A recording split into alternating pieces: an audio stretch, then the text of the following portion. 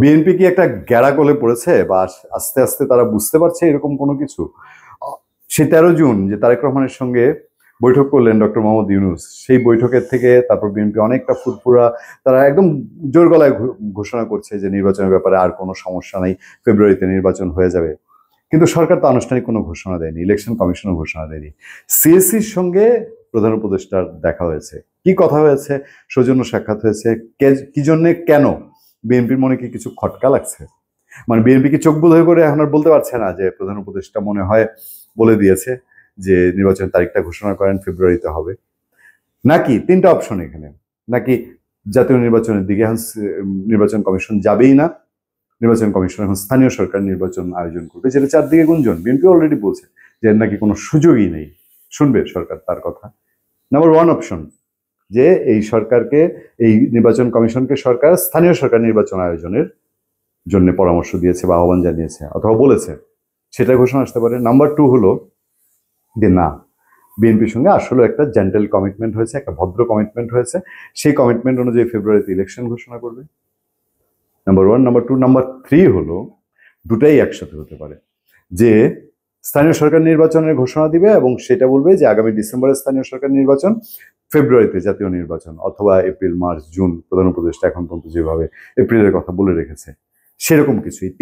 তিনটা থেকে যদি একটা হয় যে হ্যাঁ, নির্বাচন কমিশনকে সরকার জাতীয় নির্বাচনের ঘোষণা করতে পেরেছে, তাহলে মোটামুটি স্মুথ। তাও স্মুথ না, এখানে জামাত এবং এনসিপির আলাদা হিসাব আছে।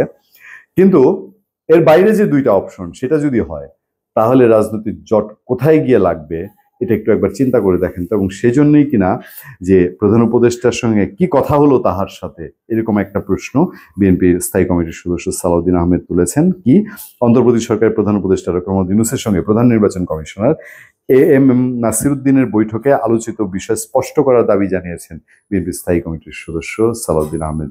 মানে ফেব্রুয়ারির টোপ গিলে বিএনপি কি মহাবিপদে, সেইটা স্পষ্ট করার আহ্বান জানিয়েছে বিএনপি। তিনি বলেন, ওই বৈঠক নিয়ে বিএনপির ধারণা ফেব্রুয়ারিতে নির্বাচন বিষয়ে আলোচনা করেছেন প্রধান উপদেষ্টা ও সিইসি।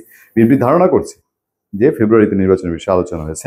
বিএনপি মনে করছে নির্বাচন সংক্রান্ত প্রস্তুতি সেপ্টেম্বরের মধ্যে নেওয়া সম্ভব। বৈঠকে হয়তো প্রধান উপদেষ্টা সিইসিকে ফেব্রুয়ারি নির্বাচন হতে প্রস্তুতি নিতে তার বার্তা দিয়েছেন। যদিও উভয় পক্ষ থেকে জাতির সামনে বিষয়টি পরিষ্কার করা হয়, তাহলে আমরা আশ্বস্ত হব। মানে বিএনপি এখনো কিন্তু আশ্বস্ত নয়, এটা কিন্তু গত 2 সপ্তাহ বিএনপি বলে নেই। তারেক রহমান এবং ডক্টর ইউনূসের মিটিং এর পরে কিন্তু বিএনপি এটা বলে নেই।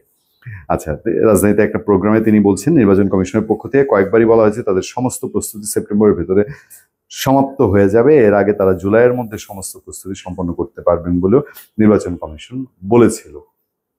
খটকা, একবার বলেছে জুলাই, এখন বলছে সেপ্টেম্বর। যেহেতু নির্বাচনের প্রস্তুতি অনেক আগে থেকে শুরু হয়ে গেছে এবং সব কার্যক্রম গুছিয়ে এনেছেন, সেই হিসাবে বলা যায় সেপ্টেম্বর এনাফ টাইম। কিন্তু সেই এনাফ কি শুনবে? আচ্ছা, আসনগুলোর সীমানা নির্ধারণ হয়েছে? হয়নি। তার বাইরে নির্বাচনী সরকারের অনেক রকম প্রিপারেশন থাকে, যে কেবলমাত্র চিঠি দিয়েছে নির্বাচনী কেন্দ্র যেগুলো, এগুলাকে ধোয়া মোছা করে, মানে যেগুলায় কিছু রেনোভেশনের কাজ আছে সেই কাজগুলো করার জন্য। তো এইসব কাজ করতে করতে করতে করতে কতদিন? হুট করে তো সম্ভব না, অ্যাটলিস্ট 3টা মাস ফুল সুইং তো প্রস্তুতি নিতে হয়, তাই না? দেখা যাক, আমরা অপেক্ষায় থাকি শেষ ফলাফল। এবং অনেকেই যেটা বলছেন যে জুলাইয়ে বাংলাদেশের রাজনীতির রং আরেকটু বোধহয় চেঞ্জ হয় কিনা। ভালো থাকবেন, সুস্থ থাকবেন। আপনাদের সাথে আমি আতিক রহমান, পূর্ণিয়া।